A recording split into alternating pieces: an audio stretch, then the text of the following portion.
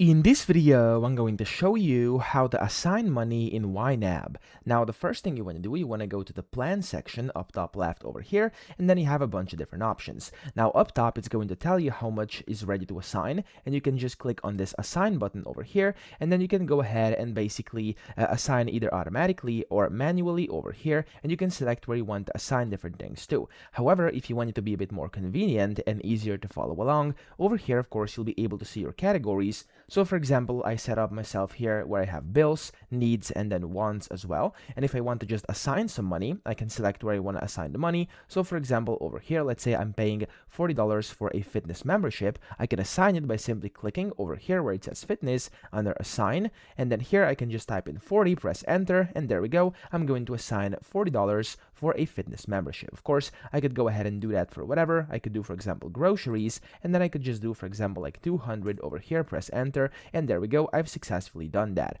Of course, if you have any categories that aren't yet here, you could go ahead and either add a new category group, and then it's going to create a new one of these groups over here. Or what you could also do is add a specific category within a group. So for example, over here, let's say these are the bills over here. I can just go ahead and click on the plus button here, and I could, for example, add in something new. So for example, let's say leasing or something like that. So whatever you want, of course, you can click OK, and then you can add it like that, and you can assign money to it. So that's pretty much how to assign money. I hope this video helped you out. If it did, please subscribe to the channel and help me out as well.